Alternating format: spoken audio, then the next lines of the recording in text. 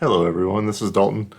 If you watched my last video on SQLKata, we kind of explored doing a very simple query on a table and doing some inserts.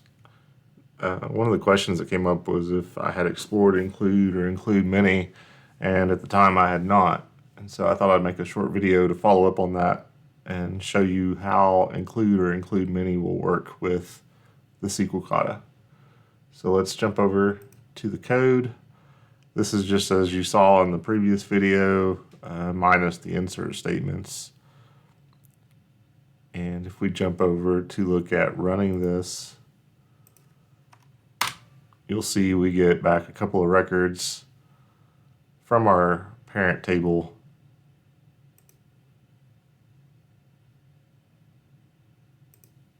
Here, so just the sample dash table.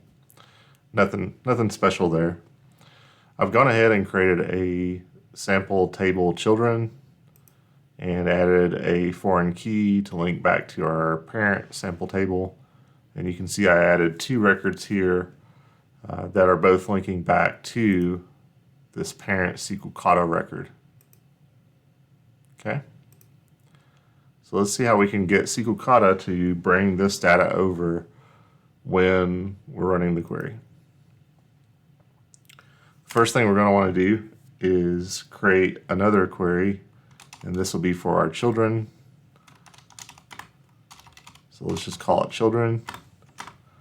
And so we'll be doing a DB query, and our table name is sample table children. And let's go ahead and tell it what we want to select out of here. So select, can't type tonight, select, and we'll grab sample table ID, and let's go ahead and grab the child text.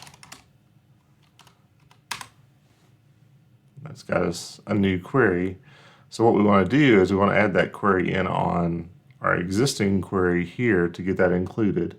And I'm going to show a couple of ways to do that, as well as explain that there's really not much of a difference between these two ways. And so what we can do is go down here and start typing include, and we want to include, and this is however you want to name it, so we'll just call it sample table children. Nothing special there. And we need to bring in this query that we just created called children. So children, and then we want to list our foreign key, which in this case is sample table ID, and there's our primary key. And one of the other options in this query is to specify IsMany, which defaults to false, but we want that to be true. And let's add a dot so that it brings everything back. Now here's the gotcha on this. If we go run this right now, so if I jump back over here, go ahead and clear that out, you'll get the new element in your JSON, your serialized JSON, but you don't get any of the records back. And the reason for that is the IncludeMany of SQLKata does not allow you to make use of that generic type. And so what we can do is just get rid of this generic type there. And now let's jump back over here to our terminal window and see if we're getting something. And we are not. Invalid object name, sample table children. So I've got a typo there. So sample table children. All right. Let's try that again, maybe with the correct table name. And here we are. So now we're getting back that SQLKata record, and we get back the children of that SQLKata. So child 1 and child 2 that we saw in the table earlier. The other way you can do this, instead of calling include, is you can call another method called IncludeMany. And in that situation, you don't have to specify that this is many. This is going to run exactly the same. So if I clear that out, run this again, once again, we get the same exact data.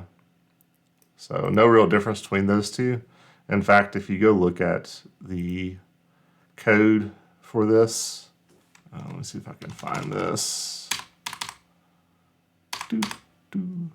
Yeah. So we're in the GitHub repository for SQLKata.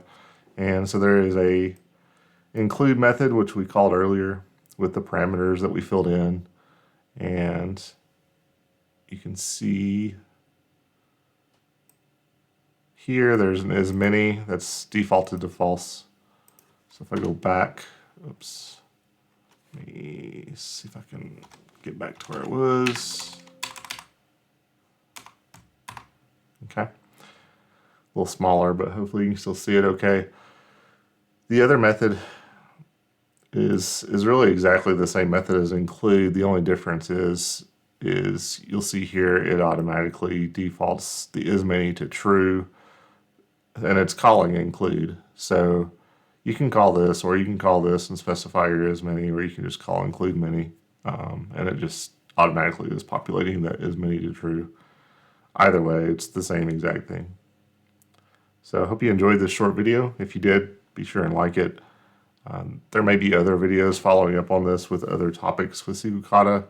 I would like to start exploring some of the other ORMs and query builders out there, both in the JavaScript world and in the .NET world.